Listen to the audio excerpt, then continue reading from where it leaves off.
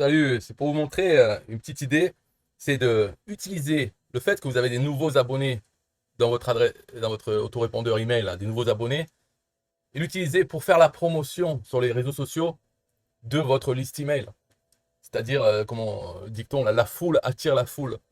En fait, bien sûr, tout automatisé, hein. Comme ça, au plus vous avez de nouveaux abonnés, au plus vous allez faire la promotion sur les réseaux sociaux du fait qu'il y a de plus en plus d'abonnés. Alors, ça va, les gens vont voir ça, vont se dire, bon, pourquoi il y a de nouveaux abonnés, moi aussi, peut-être que je vais en bénéficier, donc je vais aller. Bien sûr, dans la promotion sur les réseaux sociaux, vous marquez, voilà, il y a 10 nouveaux abonnés. Si vous aussi voulez en profiter, cliquez ici, vous mettez le lien vers votre page de capture. Voilà, c'est juste l'idée, comme ça, c'est pour faire quelque chose d'automatisé, qu'il n'y a rien à faire après, et ça fait la promotion en mode perroquet, mais avec quelque chose qui change, c'est que les noms des gens et une image. Voilà, ça c'est un peu le truc, c'est l'image c'est visuel. Bien sûr, les gens ils aiment bien regarder l'image. Et après, voilà, il faut que les noms aussi ils changent pour que ce soit pas toujours la même chose. Parce que ça c'est facile à faire, hein. Sur un groupe Facebook, on peut définir que toutes les semaines on poste la même chose, la même image et le même texte pour faire la promotion de notre page de capture. Mais là, c'est un peu plus dynamique. Alors, cet outil ici il s'appelle Switchboard, mais il y en a d'autres. C'est des outils, vous pouvez chercher, hein, pour générer des images à partir d'un template. Alors ici, j'ai créé ce template qui fait 1280 par 720, une image, sur laquelle j'ai mis 10 photos et 10 textes. Et aussi, il y a une image de fond, hein. Donc ces photos et ces textes vont être remplacés au moment de générer l'image. On indique c'est quoi les 10 têtes et c'est quoi les 10 textes et l'image de fond aussi. Donc vous pouvez prendre n'importe quel outil qui permet de faire ça, des templates, et ensuite générer des images en indiquant par quoi il faut remplacer chaque template, hein, chaque chose comme ça. Voilà, vous avez votre outil, c'est bon. Après, comment ça fonctionne le mécanisme? Le premier mécanisme, c'est avec votre autorépondeur. Moi, j'utilise System.io. Donc, dans System.io, j'ai fait une règle d'automatisation qui fait que chaque fois qu'il y a un nouvel abonné email, il fait des choses, dont un, c'est il appelle un webhook. Il appelle un webhook et il envoie l'adresse email à ce webhook. Et le webhook, ça vient de où? C'est un outil d'automatisation comme Zapier. Moi, j'utilise Pebble Connect. Donc, c'est pareil, il y a Make, il y en a d'autres. Tous, ils vous permettent de créer des workflows qui commencent. Donc, le déclencheur, c'est un webhook et vous donne l'adresse, l'URL de ce webhook. Donc, vous la mettez dans cette règle sur System.io pour qu'il soit appelé. Voilà. Ensuite, donc là, je vais vous montrer après les workflows que j'ai fait dans mon outil d'automatisation, donc Pebble Connect. Je vous montrerai ça. Mais il y a une autre chose, c'est il faut sauver chaque fois qu'il y a un nouvel abonné, il faut sauver ça. Donc ça, on peut utiliser n'importe quelle base de données, Airtable par exemple. Moi, j'utilise Google Sheet, donc un tableur, très simple. Je le montre ici. Voilà, je crée un tableur juste pour ça, avec 3 colonnes, email, nom et gravatar. Ok. Gravatar, ça sert à quoi? C'est un service de WordPress qui existe depuis une dizaine d'années ou plus de 10 ans en fait. Ça permet d'avoir une image de profil pour une adresse email. Donc les gens, moi par exemple, j'ouvre un compte gratuit sur Gravatar, je mets mon adresse email et j'envoie une photo de profil.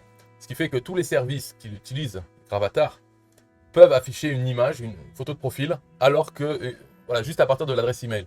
Par exemple, dans System.io, donc on retourne dessus, lui, on voit en haut à droite, ça vient d'où ça, cette image? On ne peut pas mettre une image dans System.io pour son profil, hein, là-dedans. Non, c'est à partir de notre adresse email qu'on a utilisée pour s'inscrire sur System.io, donc pour notre compte.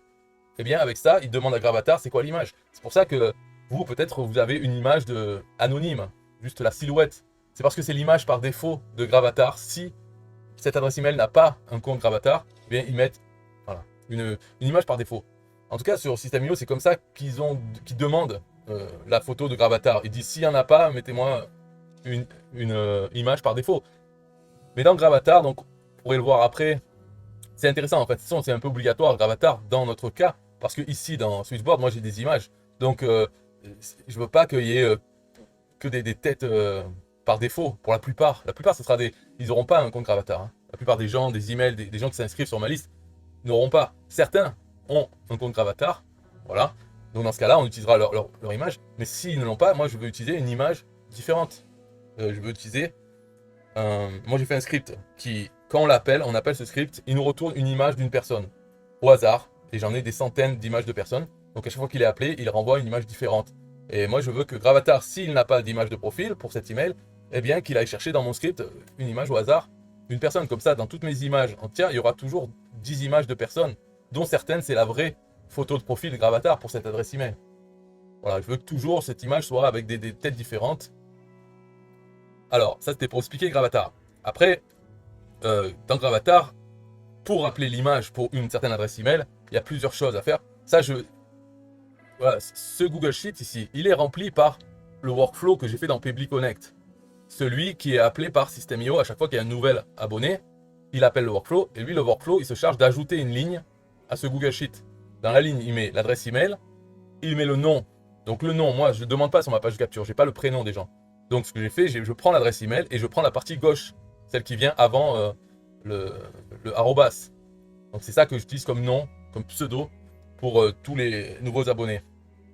Et le Gravatar, pour le faire, donc pour regarder l'adresse, mettez en zoom ou je sais pas quoi, ça commence toujours par gravatar.com/gravatar/ et après il y a une série de chiffres et de lettres, ça s'appelle un hash. C'est le hash de l'adresse email.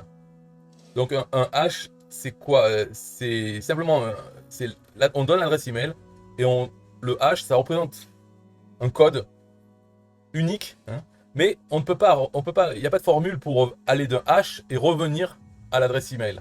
C'est que dans un sens. Donc pourquoi ils ont fait ça? C'est pour éviter qu'il y ait les spammers qui regardent toutes les adresses des images Gravatar et qui puissent connaître les adresses email en lisant l'URL de l'image. Donc pour ça, ils ont utilisé un hash. Alors comment Gravatar sait que ce hash correspond à cette adresse email? Bien entendu, c'est parce que eux, de leur côté, quand on crée un compte Gravatar, ils font le hash pour cette adresse email. Donc eux, ils savent, ils connaissent l'adresse email et le hash. Et nous, quand on veut générer l'image, on a l'adresse email, on génère le hash, c'est le même, hein, et on le met dans l'URL. Donc Gravatar, lui, il prend ce hash et il le compare dans sa base de données avec le hash qu'il a et il regarde après à quelle adresse email il correspond, ou en tout cas à quelle image de profil ça correspond. Il n'a pas besoin de savoir l'adresse email, il s'en fout. Mais c'est comme ça qu'il arrive à faire la correspondance entre un hash et un compte Gravatar. C'est parce qu'eux-mêmes le génèrent, bien sûr. Donc ça, il faut le générer dans le workflow. Pour pouvoir générer l'URL entière, hein, il faut générer le hash à partir de l'adresse email qu'on reçoit de System.io. Ensuite, il y a .jpg, point d'interrogation, s égale 256. Ça, c'est la taille. On peut demander une taille qu'on veut. Donc moi, je demande un carré de 256 pixels, puisque c'est ce que j'utilise dans Switchboard pour l'image. Hein. Et ensuite, d égale, ça c'est l'image par défaut. Donc si on ne met pas d, il va nous renvoyer ce que nous renvoie, parce qu'on voit dans System.io la silhouette.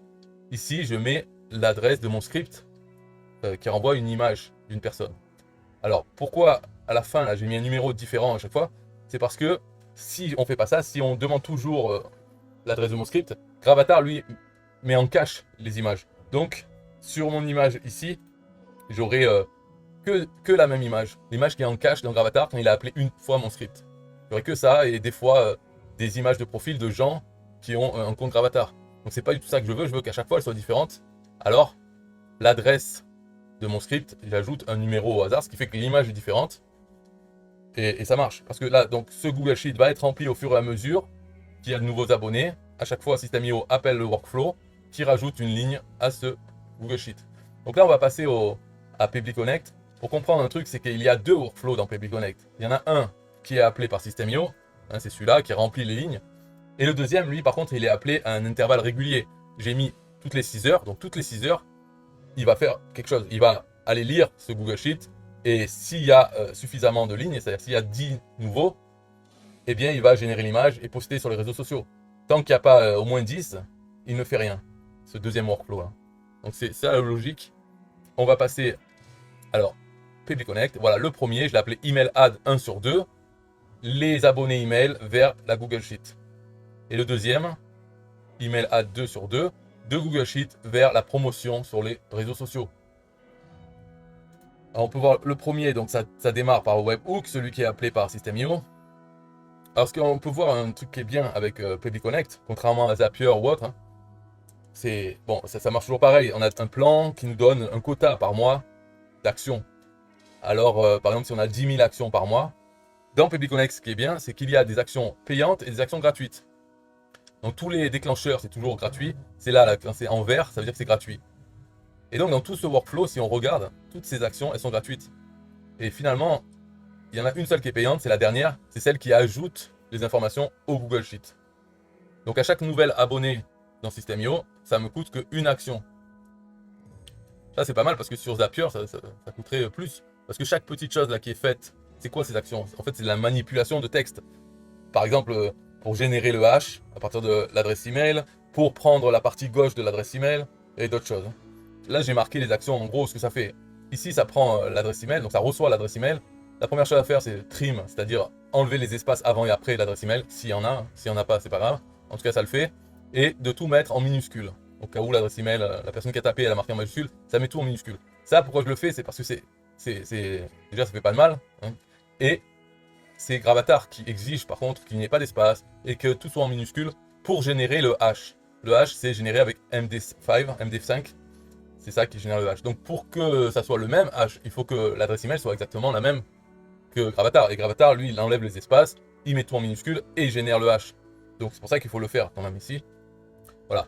Donc ensuite, une fois qu'on a le hash, deuxième chose à faire, c'est prendre le pseudo. Donc prendre la partie gauche. Donc avec split.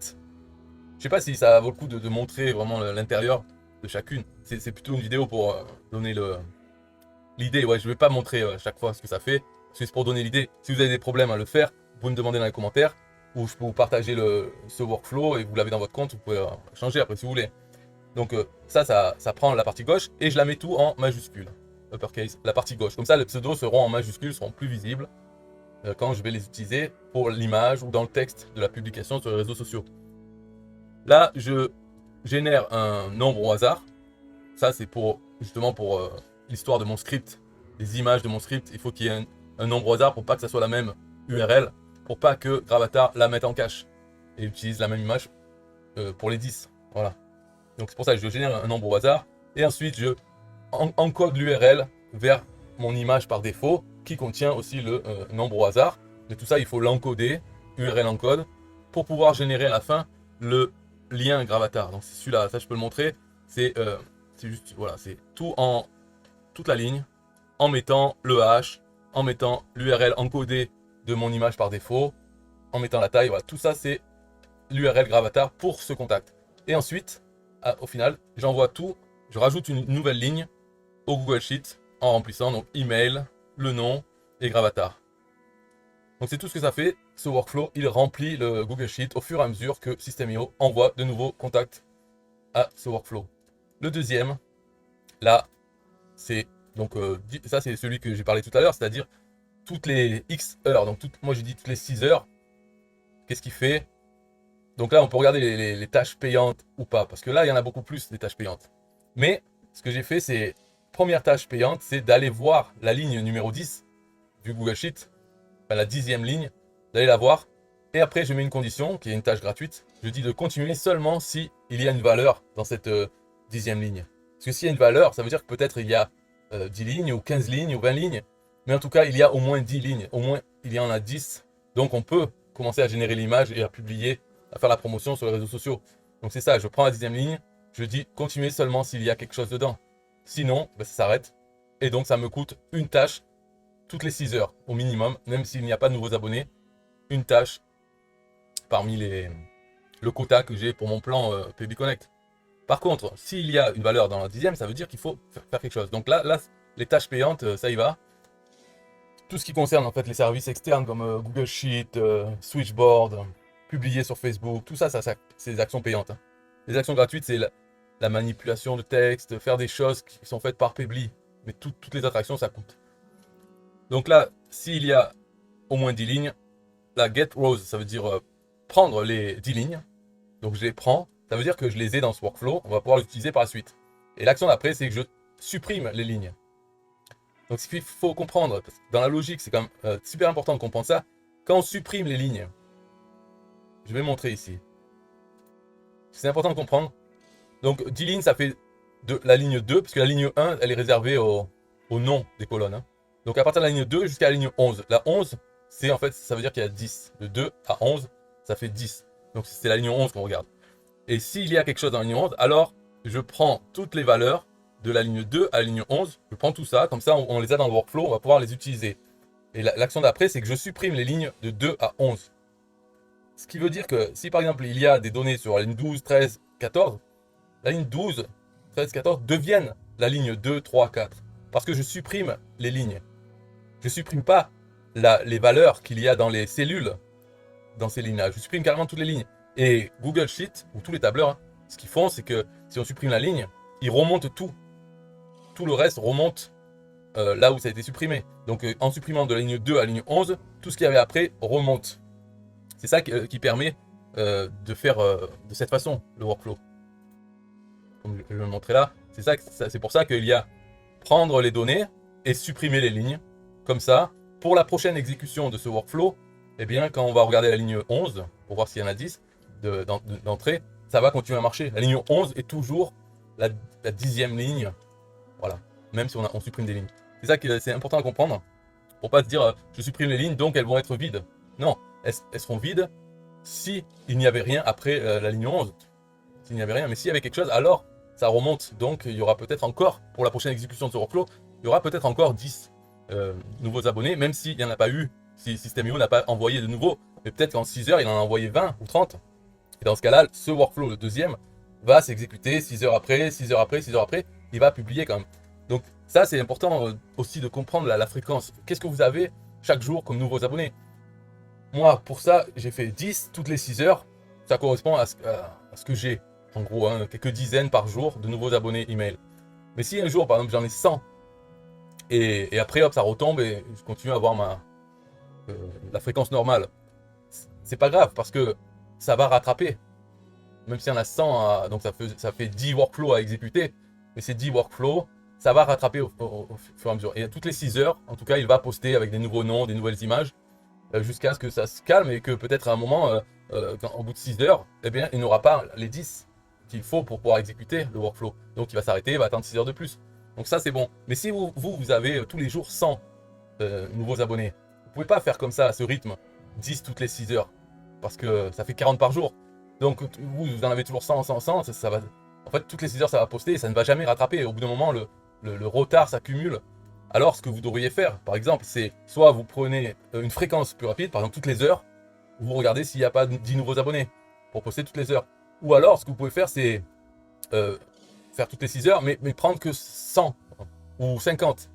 Vous prenez 50 toutes les 6 heures, mais par contre, quand vous faites la promotion, vous n'en prenez que les 10 premiers. Et le reste, les 40 autres, c'est pas la peine, ils sont effacés. Vous comprenez, c'est pour réduire un peu le truc, c'est pour continuer à faire la promotion toutes les 6 heures ou 12 heures, mais c'est pas obligé de faire passer chaque personne. Ou alors, si vous prenez 50, vous pouvez l'image dans Switchboard, au lieu qu'il n'y en ait que 10, il peut y en avoir 50 petites têtes, donc plus petites. Et puis voilà, vous faites. Enfin, il faut comprendre ça aussi, c'est la fréquence, pour que ça soit adapté à votre cas, combien de gens vous avez par jour, nouveaux abonnés. Donc une fois qu'on a pris les données, les 10 lignes, on a supprimé les lignes, là on crée l'image. Donc avec Switchboard, voilà, j'ai l'action Switchboard, je dis quel template utiliser, quelle taille de l'image je veux. Et ensuite il y a tous les champs là, dans le template, donc les 10 images. À chaque fois je donne l'URL Gravatar que j'ai créé et que j'ai mis dans Google Sheet. Donc pour chaque image, voilà, l'image Gravatar, l'URL, et il va aller chercher et les afficher. Et pour les textes, c'est pareil, c'est le nom de chaque ligne. Voilà. Et ensuite dans Background, donc l'image de fond, là c'est pareil, c'est avec mon script qui génère les visages humains. Ça peut générer aussi de l'art abstrait. Donc pour le background, pour l'image de fond, j'utilise une image d'art abstrait au hasard. Et en plus, l'opacité est à 10%. Ça fait qu'elle ne se voit pas, c'est juste pour pas que ça soit un fond blanc. Et donc tout ça, ça génère une image. Donc on a l'URL de l'image qu'on va pouvoir utiliser ensuite sur les réseaux sociaux pour poster. Donc à partir de là, on a l'image. Là, je génère aussi un texte en français. Donc je pourrais faire en français, un autre en anglais, qui dit simplement 10 nouvelles personnes sont arrivées, voici leur pseudo. Et là, je mets les 10 pseudos. Et après, si vous voulez les rejoindre, c'est ici. Et je donne l'URL de ma page de capture. Donc ce texte a les 10 noms et l'URL vers ma page de capture. Ensuite, ce que je fais, c'est je génère un nombre au hasard. Alors ça, nombre au hasard, voilà, on peut voir, c'est entre 5 et 60. C'est pour pouvoir faire des délais, des pauses dans l'exécution du workflow. Pourquoi faire des pauses? C'est pour ne pas poster en même temps sur un réseau social tout. Par exemple, dans des groupes, moi j'ai plus de 10 groupes. Si je poste dans les 10 groupes en même temps, dans le workflow à la suite, peut-être je vais atteindre une limite de spam de Facebook qui va me dire, ah, vous postez trop vite, même si c'est automatisé, hein. Donc ils ont des limites comme ça. En mettant une pause, donc au hasard, c'est par exemple si ça tombe sur 30, eh ben, ça sera toutes les 30 minutes. Ici, il y a l'action délai. Donc je dis un délai pour tant de minutes, et le temps, c'est le nombre au hasard. Donc ça fait que ce n'est pas toujours le même, c'est entre 5 et 60 minutes. Voilà, ça sera selon l'exécution. À chaque workflow, ça sera différent. Et il va poster toutes les X minutes sur mes différents groupes Facebook. Ici, on voit que j'ai posté sur le groupe Facebook et sur Twitter, parce que ce n'est pas les mêmes réseaux sociaux. Donc Twitter ne va pas savoir que je viens de poster sur Facebook à l'instant d'avant. Donc ça c'est bon. Mais par exemple, si j'avais plusieurs comptes Twitter, je les mettrais après le délai pour qu'ils ne postent pas sur Twitter, même sur deux comptes différents, au même moment ou à quelques secondes ou moins d'une seconde près. Donc ça sert à ça le délai. Après on peut voir dans le groupe, je ne fais pas le même message, parce que j'ai généré ici le texte en français, mais on peut rajouter du texte. Donc dans le groupe Facebook, je choisis le groupe Club Affiliation Facile, je donne la photo de l'URL, enfin l'URL de la photo, je donne ce que j'ai eu de Switchboard, le résultat, donc la photo avec toutes les images, et dans la description, je peux marquer un texte, salut de nouveaux membres dans le Club Affiliation Facile. Entrée, enfin, passer à la ligne, et là je mets le texte en français qui est généré. Donc dans chaque groupe, je peux changer sa description, le texte avant et après, et au milieu mettre ce texte en français. Comme ça, je n'ai pas besoin à chaque fois de devoir remettre tous les noms, là. Ce texte est le même dans tous les posts, mais le début et la fin peuvent être différents selon où on poste, dans quel réseau social. Par exemple, sur Twitter, là, j'ai même pas mis de texte. Je mets directement juste ça. Voilà, de toute façon, j'ai qu'un compte sur Twitter, donc je mets ça, il n'y a pas besoin de rajouter quelque chose. Mais pour Facebook, pour que ce soit un peu différent, et que ça soit un rapport. Par exemple, celui-là, c'est taper info. J'ai mis encore des nouveaux à en profiter. À qui le tour? Et le texte. Voilà. Donc là, j'en ai pas mis beaucoup. J'ai mis 3 groupes et un Twitter. Mais je rajouterai. Donc là, ici, après celui-là, je rajouterai un délai. Et après, je rajouterai poster sur Facebook. On peut poster sur les pages Facebook, sur les groupes Facebook. Pas sur notre profil, mais sur une page ou un groupe. Voilà. Puis après, il y en a d'autres. WhatsApp. On peut envoyer sur Telegram, Discord. Instagram, je sais pas, d'autres trucs. Donc tout ça, ça se mettrait à la suite. Mais toutes ces actions sont payantes, même le délai, ça c'est un peu triste. Le délai est payant en plus, mais il vaut mieux le faire parce que si on le fait pas, on va être limité par les réseaux sociaux. Ils vont nous détecter comme spam, ce qui fait que ça sera pas posté. Donc il vaut mieux payer une tâche. Parce que souvent c'est des quotas, donc on a un plan, 10 000 tâches par jour, enfin par mois. Eh bien voilà, faut voir. Mais là, une fois toutes les 6 heures, c'est pas sûr que ça poste en plus selon ce qu'on a mis, ce qu'on a comme nouveaux abonnés. Donc ça va. Là, Switchboard, c'est pareil, c'est un outil payant avec des quotas. On peut faire tant d'images par mois. Bon, tout ça, c'est à vérifier dans ce qu'on a. Il y a sûrement des outils gratuits pour faire tout ça, là. Mais bon, moi j'ai pris des comptes à vie. Donc Pebly, j'ai à vie avec 30 000 actions par mois. L'autre Switchboard aussi, c'était un truc à vie. J'ai 100 000 images par mois. Tant que ça dépasse pas, c'est bon. Si ça dépasse, c'est pas grave. C'est pas grave. De toute façon, ça poste. Ça voudra dire que ça poste. C'est ça le but. Donc, c'est tout pour cette vidéo. Si vous avez des questions, vous pouvez poser en commentaire. Si vous voulez que je partage les workflows pour avoir les détails de chaque chose, vous pouvez le dire dans les commentaires. Enfin, en tout cas, envoyez-moi un email ou je sais pas quoi pour que je vous envoie le lien de partage de ces workflows. Voilà. Bye bye.